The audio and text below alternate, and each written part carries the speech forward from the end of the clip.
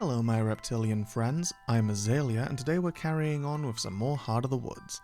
Last time we left off, Tara started to get a bit mad that Maddie had gone missing and she was very aware that Evelyn was the cause.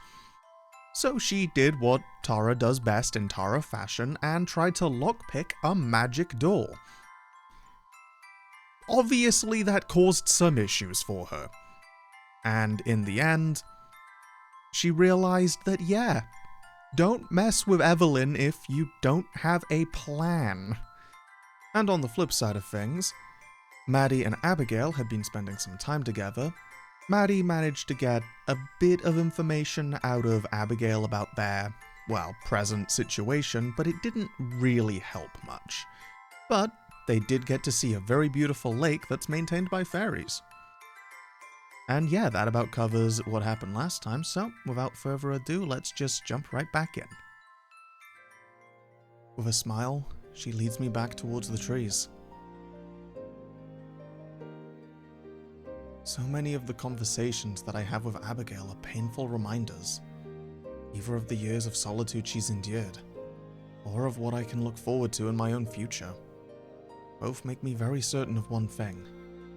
I'm glad that she's here with me.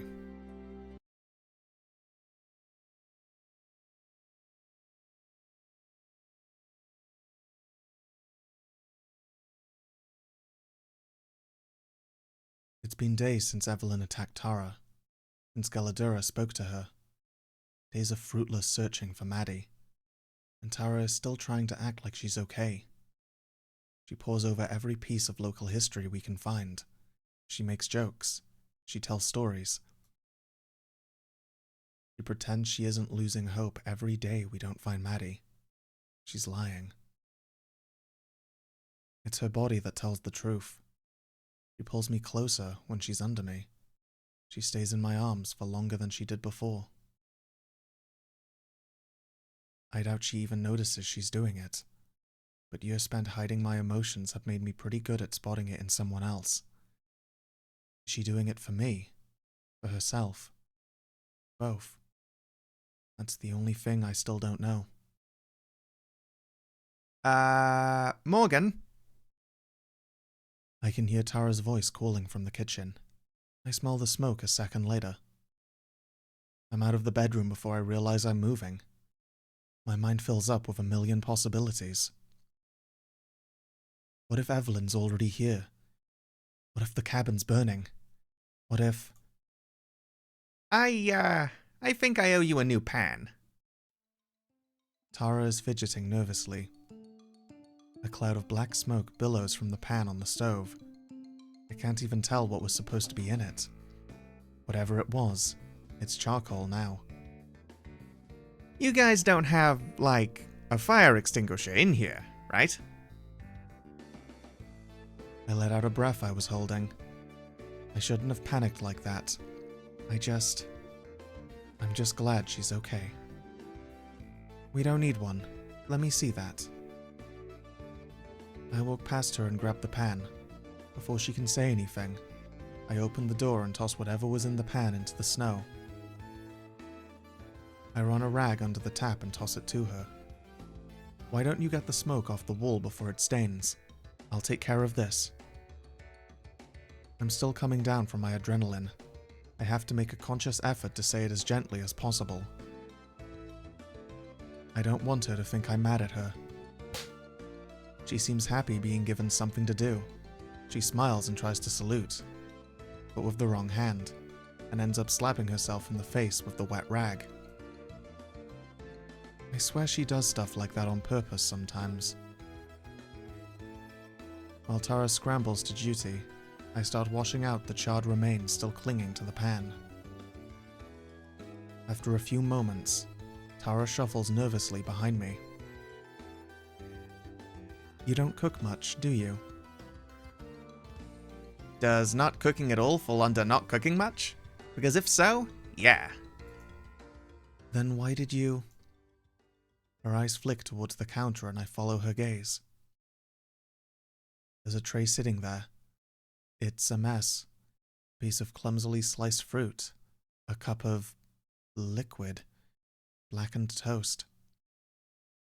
You are making me breakfast. Tara looks guilty. Yeah, well, you know.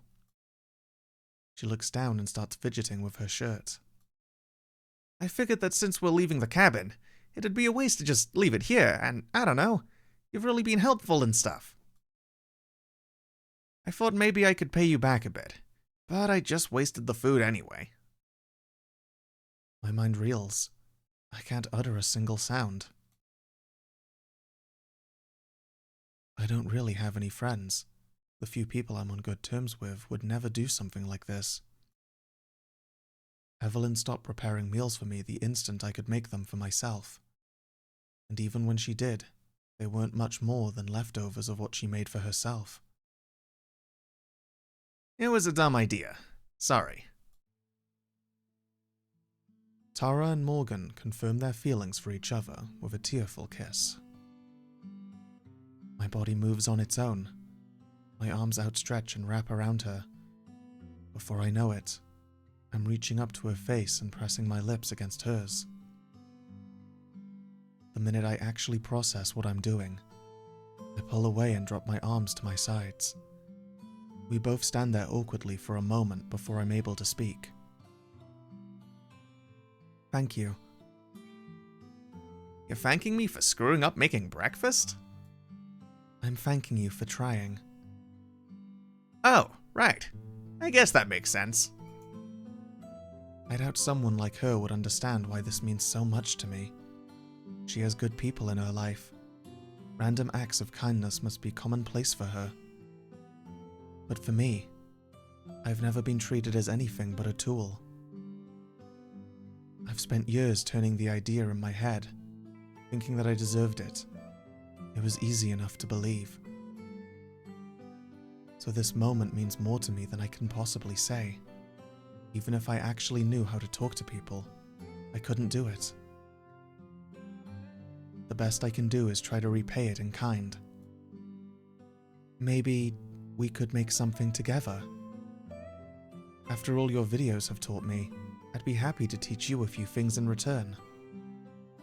Are you sure? I mean, I literally know nothing about cooking. All I do is slow you down. She's protesting, but the smile on her face makes it clear how much she really wants to do this.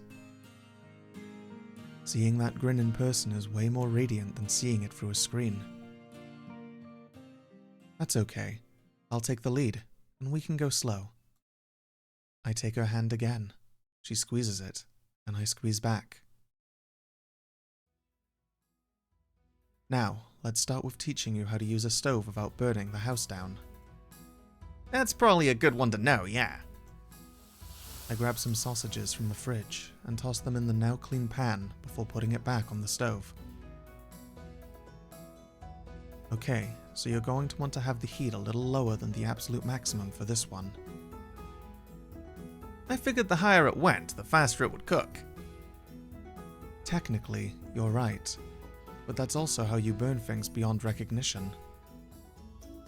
I move behind her and put her hand on the pan handle, pressing against her back to move her hand side to side. Keeping it in motion is a good way to make sure it cooks evenly. Right. Cool. I take her through the basics. She handles instructions surprisingly well. It helps that she's eager to learn. After the sausage, we move to toast, then coffee. She's sloppy, but she makes it work. You're doing great. I'm impressed. Well, doing it with you is a pretty effective motivator. Very subtle.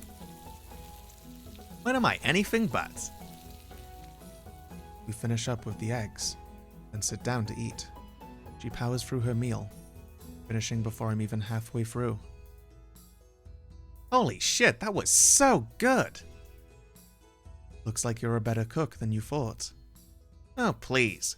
That was like 25% me, at most. But thank you.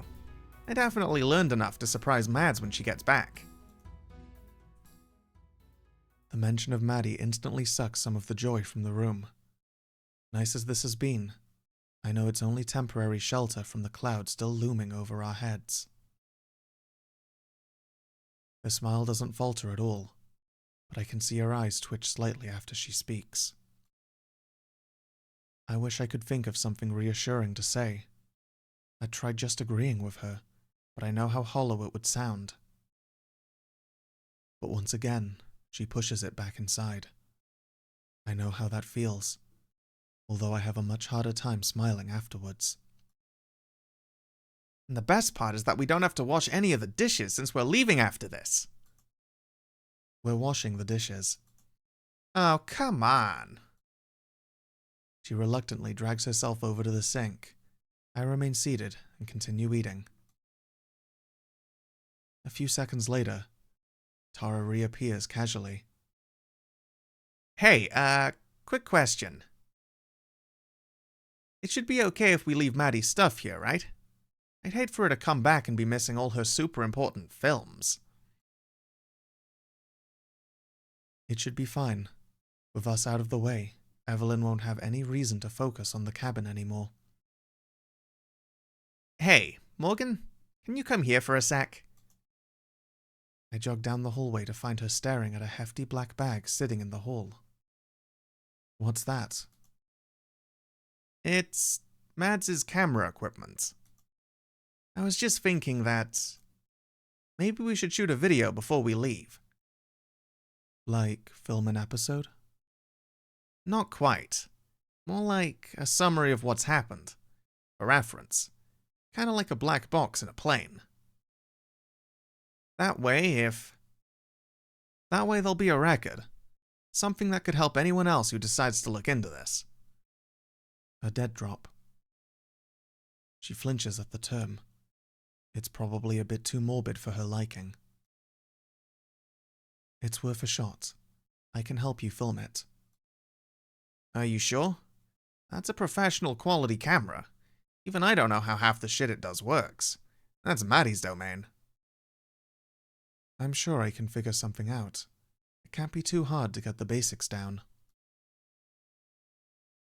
I grab the bag and sling it over my shoulder, then grab the tripod with my other hand.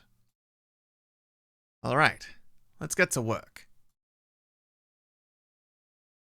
Okay, so, wait, let me. Hang on, I think I've got it. No, that's just going to access the archive. We need to get the focus right for the main shot. Things aren't going well. Neither of us can figure out how to work the camera. My only contribution has been getting it on the tripod. Most of the terms Tara's using fly over my head. She claims that Maddie's the one who knows all about how to make it work, but even her limited understanding is worlds away from mine. I'm sorry. I wish I could do more. Don't sweat it. You're doing fine. Lie. Maddie never taught me much. She, makes the videos. I just do the talking. Her voice is quiet. Maybe this was a bad idea.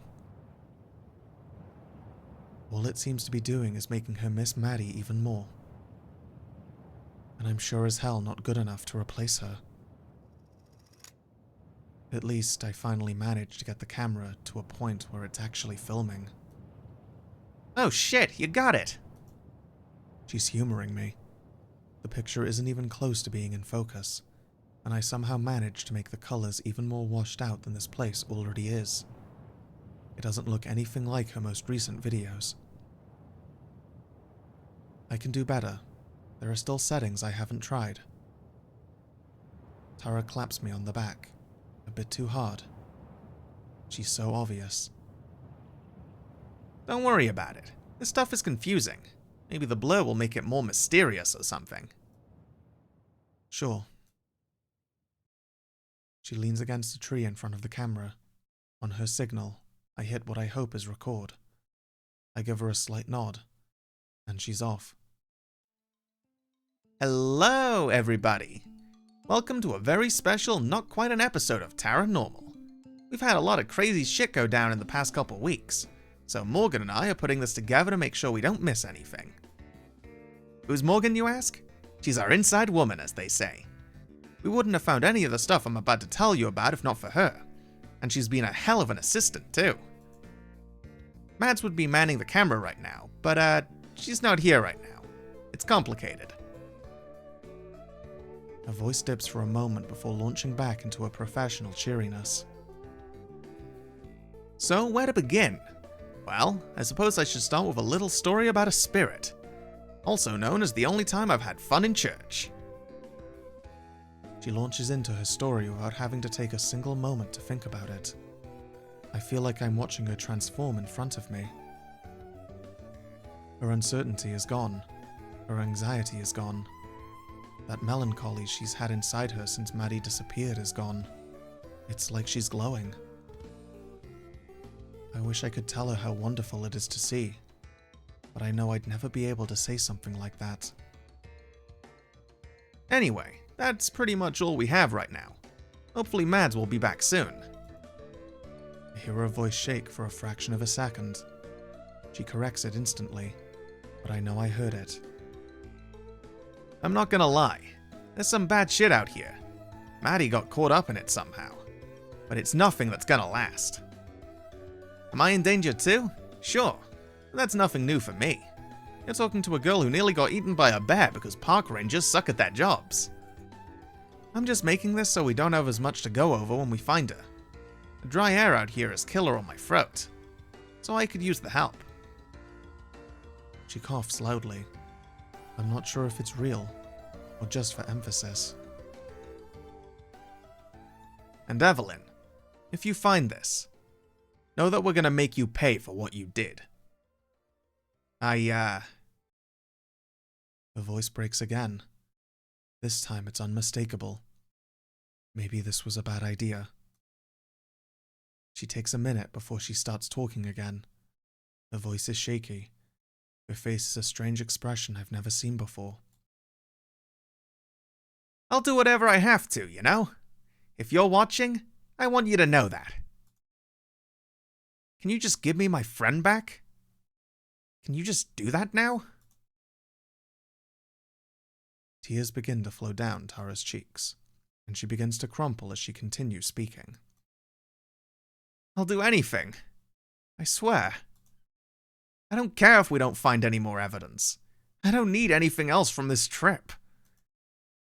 I just want Maddie back. I can't just watch this anymore. I leave the camera and run to her side. I throw my arms around her, and I feel her body sink into mine. I'm sorry, Tara. I'm so sorry. I wrap my arms tighter as I feel her legs give out. It's all I can do to keep her upright as she starts to sob into my shoulder.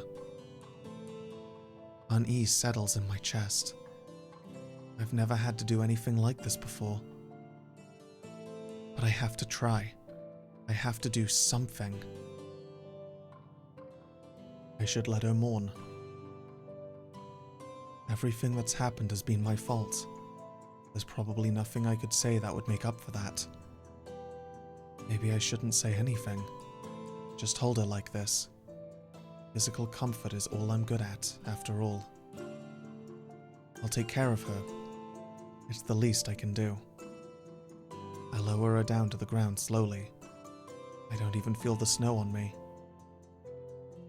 Take your time. Getting it out will help. This is all such bullshit. Why would she take Mads? She wasn't causing any trouble. She grabs handfuls of my sweater where her hands rest against me. I don't stop her. I could have helped her. I could have talked this out with her. But I didn't. And because of that, I squeeze her tighter. There's nothing else I can do. I give up on thinking of something to say. I'm better at saying nothing anyway. I should have let her stay home. I should have listened to her when we were out here. She pulls away from me and sits down in the snow. Then she smiles. It's a bitter, broken smile. The kind of smile you can only form when you don't know what else to do. I just keep ruining things. Ah. Tara, you aren't the reason the two of you came here. I was. This is on me. She has to know I'm right, deep down. I don't want her to hate me, but I'd much rather she hate me than hate herself. So I hold Tara. I hold her with as much tenderness as I can, and she breaks into heaving sobs on my shoulder. I feel her body rocking with loss and pain, and her hot tears fall and freeze on the ground below us. I let her feel the extent of her grief. It's a pain I can never understand, the pain of losing someone important to you.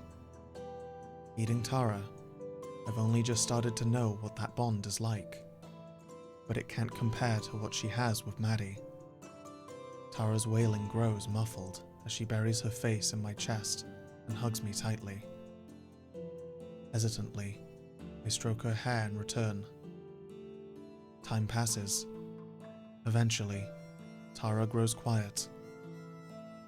She sniffles and shakes in my arms, but relaxes with each breath. I never found any words to say. We sit there together, until finally Tara lifts herself from me, her face red and puffy. She gives me a weak smile and wipes her face.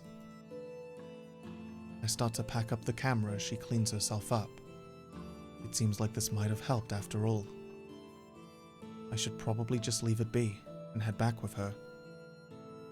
But one thought keeps burning in my head. I have to tell her. Tara. Huh? I'm going to make sure you get Maddie back, no matter what. She stares at me like I just spoke to her in another language. And she finally gives me a smile that doesn't have an ounce of sorrow in it. I know. If anyone can, it's you. I'm not sure what she means by that. I hope she's not thinking of the same thing I am. She probably thinks I'm just talking big, like I'm some brave knight about to go kill a dragon. I wish that was true. But I'm thinking about the only way I can save her, the way that only I can. And that's to give Evelyn what she wants. Me.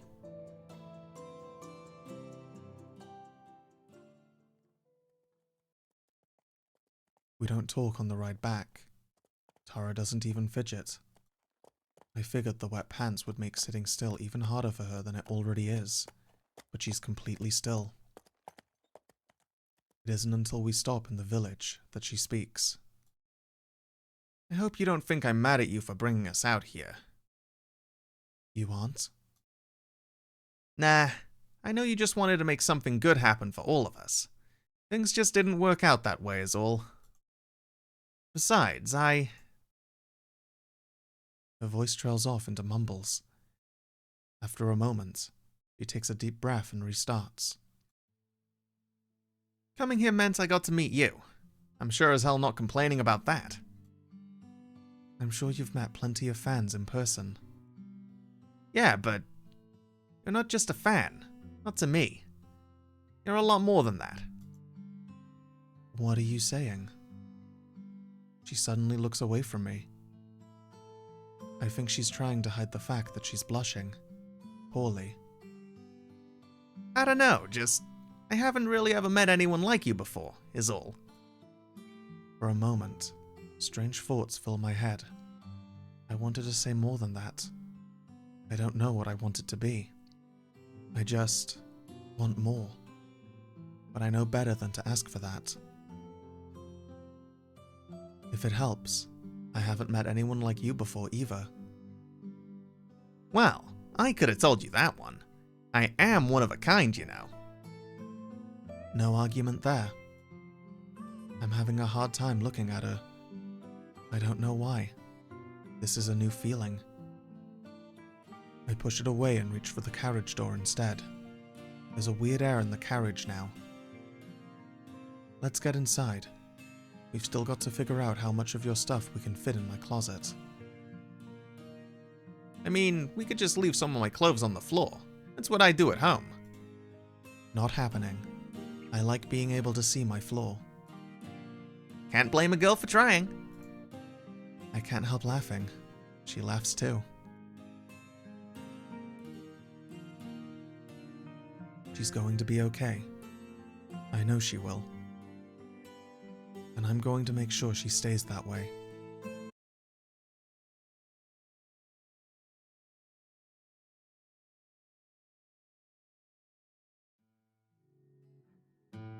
By now, I've all but given up on being able to see Tara again. But I can't abandon the idea without at least trying to get through to her. She deserves to know that I'm okay. Or at least okay as I can be, given the circumstances. At first, Abigail was hesitant about interacting with other people. I don't blame her.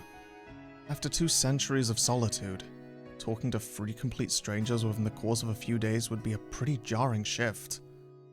Despite that, she understands how important this is to me. She also warned me that we can't venture too far into the village itself. The magic of the forest only extends so far, and there's no telling what would happen to us if we went past it. The border of magic isn't clear-cut, so she made me promise to stay close to her. Just in case. I really am lucky to have someone as accommodating as her with me. Even if we fail, it means a lot that she's willing to try. I try to fill her in on what to expect from Tara and Morgan's personalities, doing my best to be as charitable as I can when telling her how likely Tara is to completely flip out when she sees a ghost. Once she's fully prepared, we make our way to the cabin. It's empty. There's not a trace that anyone has been here in days. All of Tara's things are gone. That's an instant relief. It seems like a planned exit. Did you find something, Madison? I can't help flinching as Abigail floats through the wall next to me.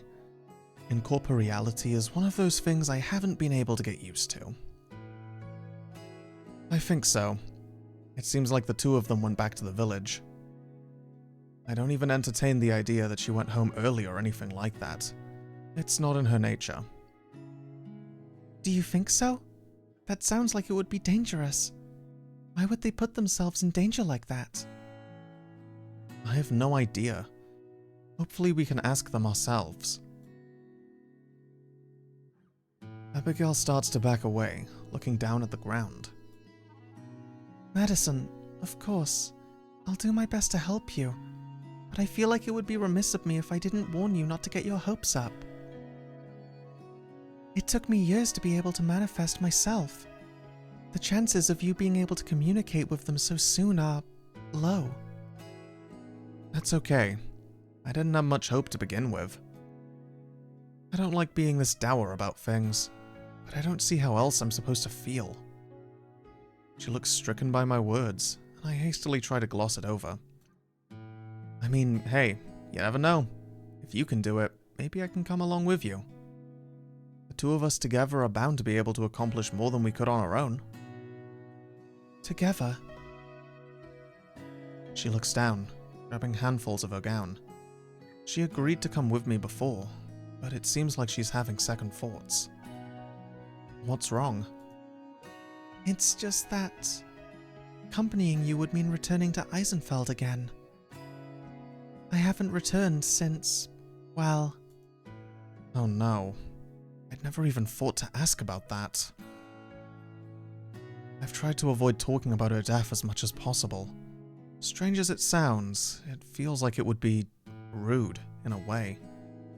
Invasive. But I should have at least checked with her before suggesting we make our way there. I'm sorry, Abigail. I didn't mean to... To my surprise, she hurries back toward me and nearly bumps her head against mine as she closes the gap between us. You don't have to apologize, Madison. I agreed to help you, and I'm going to honor that commitment. Besides, maybe it could be good for me. I can't avoid going back there forever. and having you there will make the burden of memory much easier to bear. The conviction combined with her invasion of my personal space makes my face flush red. And for a moment, it looks like she's worried she upset me. I give her the best smile I can manage. After years of making Tara normal, I'd hoped maybe a bit of Tara's charm and social skills would have rubbed off on me. They haven't. If you say so. As long as you don't feel like I'm forcing you or anything. Not at all. You've been nothing but kind to me, Madison. I want to repay that kindness. If anything, I still feel like I'm indebted to her for saving my life. But I know she wouldn't see it that way. I've done my best to be polite, but I haven't exactly made any grand gestures of thanks to her. Thank you, Abigail. Really.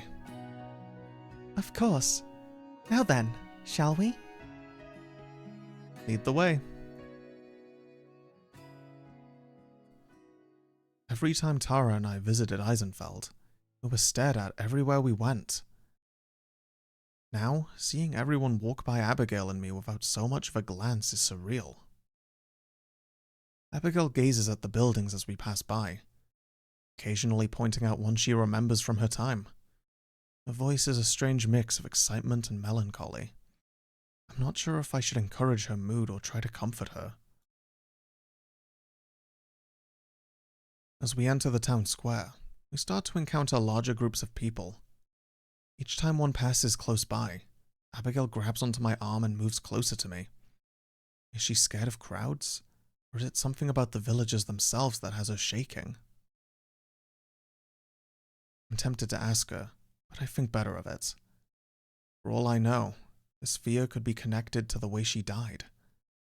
My mind runs wild with possibilities. Maybe she was burned as a witch, or cast out of the village. This definitely isn't helping. I need to focus. Thankfully, it's not too long before we reach Morgan's house. I just hope they're here. And more importantly, I hope we can reach them. Are you ready, Abigail? I'm ready. Let's go. We phase through the wall and into the kitchen. And there they are. Tara and Morgan sharing breakfast. Close enough to touch. I'd give nearly anything to be able to hug them right now. My feelings are a mixture of guilt and elation. And worry. But more than anything, I'm glad she's okay. Both her and Morgan. I need to talk to Tara. There's so much I need to say and ask. Tara, can you hear me? Morgan, this is delicious. How the hell do you know how to make all this stuff? Apparently she can't. She doesn't even look in my direction.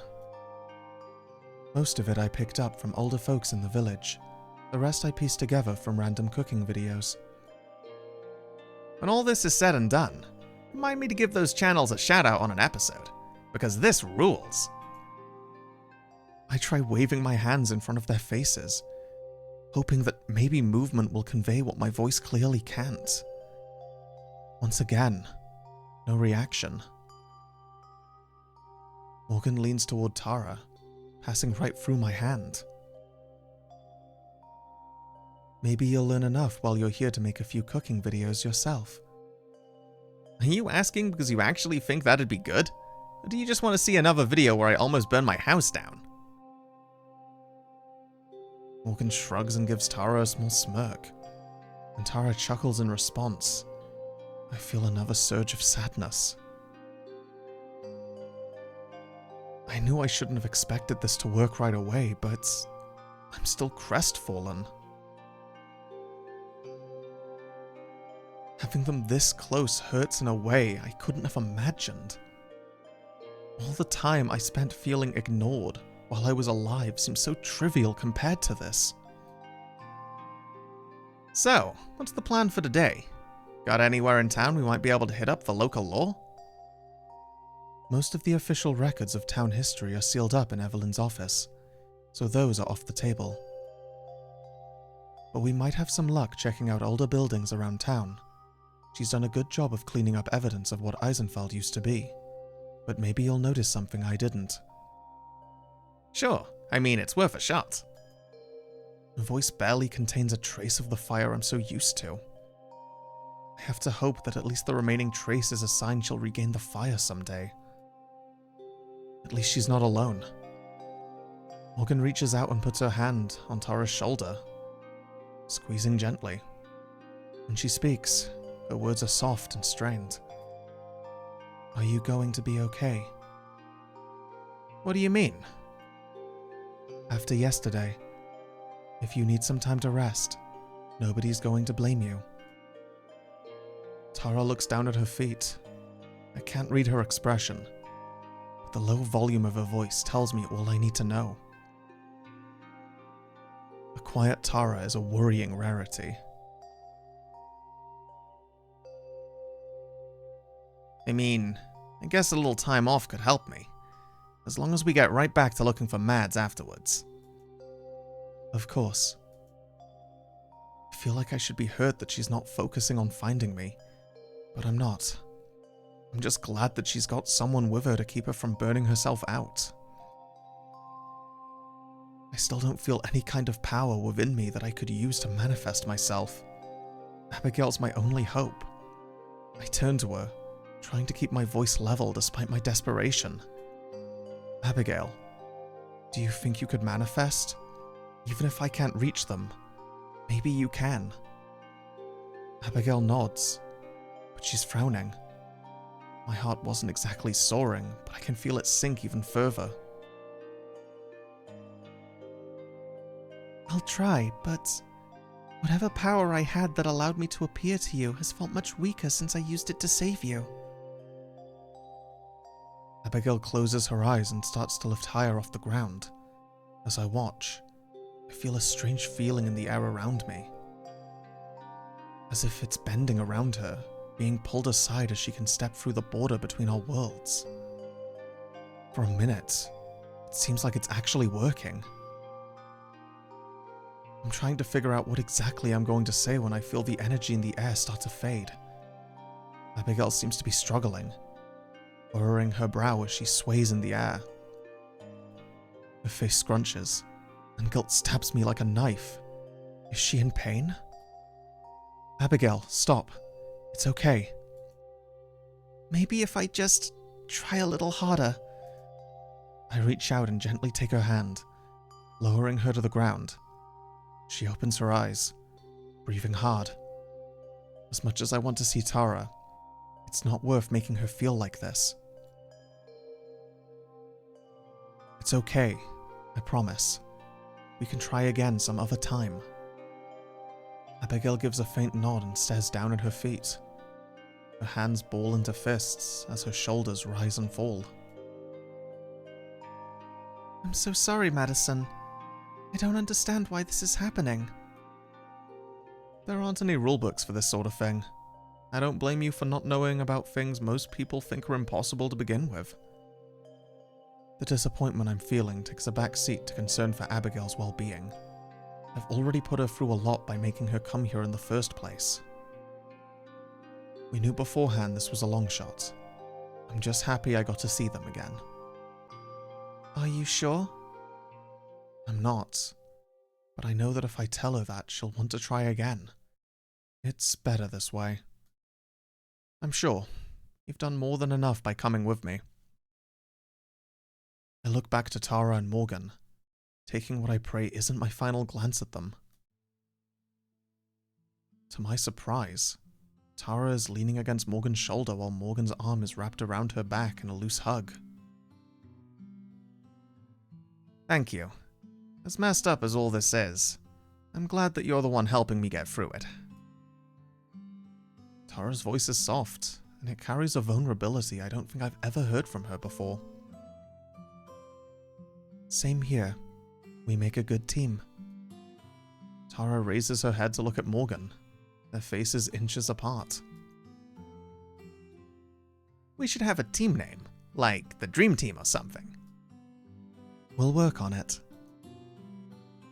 I already had a feeling that the two of them had something going on before all this happened. I'm not that surprised, if I'm being honest. Stuff like this has happened before with her, but it's always a one-night stand or some kind of quick fling. Never the kind of thing that would merit real vulnerability. Then again, she's never been in a situation like this before. Maybe losing me brought out a part of her I never knew she had. As if in response to my thoughts, Morgan leans forward and kisses Tara. It's a lot more than a simple peck on the lips. This is something deeper. So deep, in fact, that I have to turn away. It seems wrong to spy on something that's intimate. Next to me, Abigail has also turned away. Her face is a bright crimson, and her hands are close to her chest. I didn't stop to consider that this is the first act of intimacy she's seen in 2 centuries. For all I know, this could be the first time she's ever seen 2 women kiss. You okay? She looks up at me, slightly alarmed. Yes, I'm okay. I just wasn't prepared for something like that. Trust me, I wasn't either. Abigail pauses for a moment, closing her eyes and taking a calming breath. A small smile crosses Abby's face as she blushes, her wide eyes softening. It is nice though, isn't it? A love like that can give someone incredible strength. Yeah, I'm happy for them. I really am. Maybe this will help her cope better now that I'm gone. But we should probably go. I feel really weird being here for this. Of course. Maybe we can try this again another time. Her words lack conviction, but she doesn't protest. I'll have to think of some ways to cheer her up once we get back to the church. Hey, do you want to maybe... The front door creaks open. All 4 of us freeze as we face the entrance. Evelyn stalks in and slams the door behind her. She doesn't say anything, but neither do Tara and Morgan. Tara's shaking, and Morgan places a protective arm in front of her as she glares at her mother. I shiver too, desperately wanting to look away but feeling unable to. Part of me screams to do something, anything, to get her away from Morgan and Tara. Yet, there's a stronger part of me screaming, I need to leave. I need to get out of here. But I feel just as frozen as the day I died. I feel Abigail on my arm, pulling me backwards. She pulls my body through the connecting wall, and only when Evelyn is out of my vision can I breathe again. Abigail presses against me, just as stunned as I am. I try to keep calm, telling myself that she doesn't even know we're here. She can't hurt me anymore. Evelyn passes through the door and by the corner where Abigail and I are lurking. And she stops. Slowly, her head turns to look where we are, where there's otherwise just empty space. She's so close that I can see her face contort in recognition and shock. Madison! I jerk my head towards Abigail to see that she's already started to head for the wall, waving for me to follow her. It's enough to snap me out of my trance. I run to her, casting a backwards glance at Evelyn to make sure she isn't following us. She doesn't move, but her eyes track us as we run. Right before I pass through the wall, her mouth opens. How? I don't stick around to find out what she says next. Abigail and I run as fast as we can, phasing through buildings and people with reckless abandon. After what we just saw, all other fears feel inconsequential.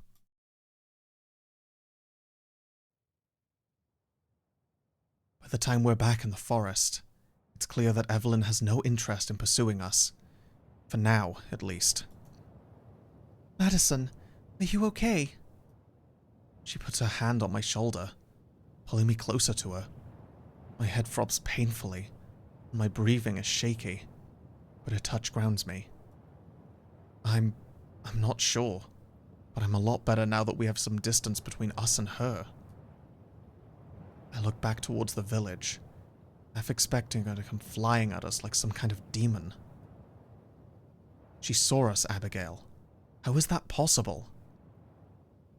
Abigail looks down at the ground, and I realize she's shaking as hard as I am. I wish I knew. Madison, she said something to you before we left, didn't she? Yeah. I didn't catch all of it, but I think I know what she was going to say.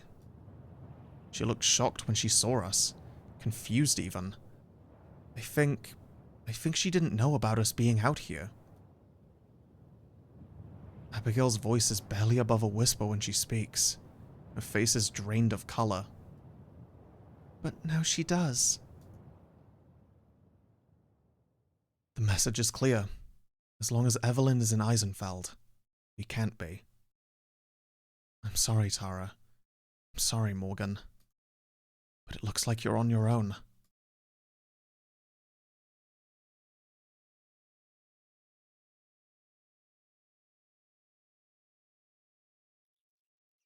Okay, I think that is a good place to stop today. Thank you, everybody, for joining me thus far, and oh boy, good bunch of stuff happened that time around. Also, I definitely feel a bit awkward about the very start of this one, because I didn't realize that there was, like, literally, like, 3 or 4 lines before the transition change, so that had me a bit like, oh no. But, yeah, I hope everyone enjoyed, and I'll catch you all next time. Next time we'll be carrying on from Abigail's perspective, which will be a nice change of pace. Bye-bye.